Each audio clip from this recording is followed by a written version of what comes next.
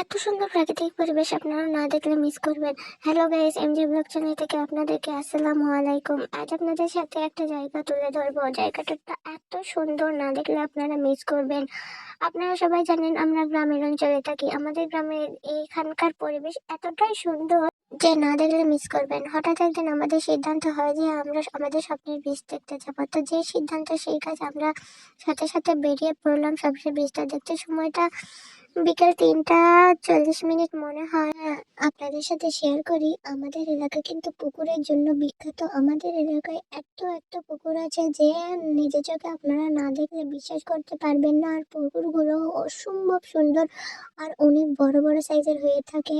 এই তো এই পুকুরটি দেখলেই বুঝতে পারবেন।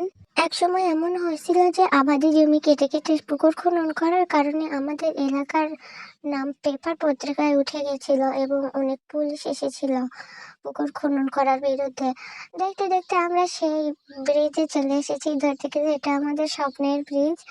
অনেক সুন্দর ব্রিজটা। আগে এখানে একটা টিনের ব্রিজ ছিল। আমাদের এখানে যাতায়াতের খুব কষ্ট হতো টিনের ব্রিজ দিয়ে। আর যখন বর্ষাকাল আসতো সমস্ত ব্রিজ পানিতে ডুবে থাকতো, আমরা কেউ শহরে আর যেতে পারতাম না। সেজন্য অনেক দূরের রাস্তা ঘুরে শহরে যেতে হতো। যে জায়গায় আমাদের শহরে যেতে লাগতো 15 মিনিট, সেই জায়গায় অনেক দূরের রাস্তা দিয়ে ঘুরে যেতে লাগতো 2 ঘন্টা। আমাদের এখানকার পরিবেশ এতটা সুন্দর যে বলার মতো না। আপনারা নিজের চোখে না দেখলে বিশ্বাস করতে পারবেন না। আপনারা যদি আমাদের এলাকাটি দেখতে চান তাহলে কমেন্টে আপনারা কই থাকেন নাম বলুন। যদি আপনাদের এলাকার আশেপাশে হয় তাহলে আমি লোকেশন জানাবো। কত সুন্দর পরিবেশ, আপনারা নিজের চোখে না দেখলে বুঝতে পারবেন না। ওই তো ওটা হচ্ছে শহরে যাওয়ার রাস্তা। আর কথা বলতে বলতে আমি ভিডিও শেষ পর্যায়ে চলে এসেছি। আজ আর ভিডিও লং করবো না, আবার অন্য কোনো ভিডিওতে দেখা হবে।